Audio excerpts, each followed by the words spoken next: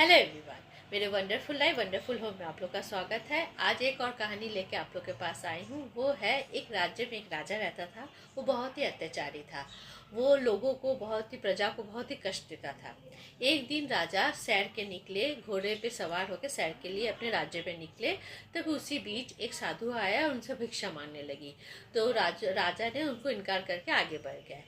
थोड़ी दूर जब राजा आगे गए तो उनके घोड़े ने लीद कर दी। उसी बीच फिर से साधु आके उनसे कहने लगे, मुझे भिक्षा दो भिक्षा दो। तो राजा ने कहा, मैंने तो आपको इनकार कर दिया। तो फिर भी बोले, ठीक है, मुझे घोड़े की लीद ही दे दो भिक्षा में। तब राजा ने उस साधु को घोड़े की लीद दे दी। और वो साधु ये बात बोल के चले गए कि ये भी तुमको बढ़ चढ़ कर मिले।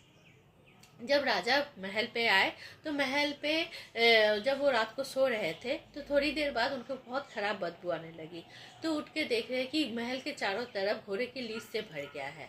तब वो सैनिकों को बुलाए और बुलाकर बोले, ये घोड़े की लीद यहाँ कहाँ से आया और इसको जल्दी से हटाओ। घोड़े की लीद को जितना सैनिक हटाते जा रहे उतना भरते जा रहा। वो समझ में नहीं आ रहा क्या हो रहा है। तब राजा को याद आया कि उस साधु ने कहा था तुम्हें भी ये बढ़ चढ़ कर मिले।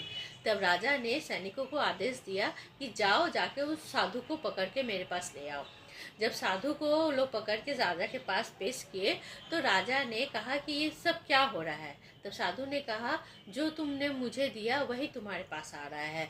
तो बोले कि मैं कैसे इससे छुटकारा पाऊँ। तो बोल रहा है कि जाओ अपने प्रजा को जाके बोल दो तुम्हारे बारे में जो जो वो लोग सोचते हैं वो बोलते रहे। तब राजा ने उनको बोल दिया कि जाके सभी प्रजा को ये घोषणा कर दो। और राजा को ये भी बात बताया गया साधु ने कि जब तक ये सही नहीं हो मेरे पास मत आना। थोड़ी देरों के बाद देख रहे हैं कि घोड़े के लिए सब साफ हो गए हैं। तो राजा उनके पास तब गए, जाके बोले कि कैसे ये संभव हो गया। तो बोले कि ये कुछ नहीं, तुम जो बुरे काम करते थे वही घोड़े के लिए थे। और आज तुम्हारे बारे में जो प्रजा तुमको जो सोचती है वो तुम्हारे बारे में जो एक दूसरे को चुगली कर रहे हैं, जिसके कारण तुम्हारे कर्म उनके पास जा रहे बुरे कर्म, और जिससे तुम्हारा घोड़े के लिए समाप्त हो गया। ये बात सुन के हम लोग को क्या समझ में आ रहा है?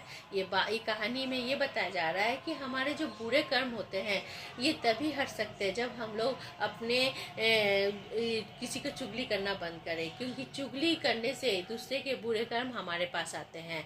हमें यदि आगे बढ़ना है तो हमेशा अच्छा कर्म करना चाहिए, किसी की चुगली नहीं करना चाहिए, तभी हम लोग आगे बढ़ सकते हैं, जीवन हमारा खुशहाल हो सकता है। यदि मेरा वीडियो आपको अच्छा लगे तो मेरे साथ बने रहिए। नमस्ते।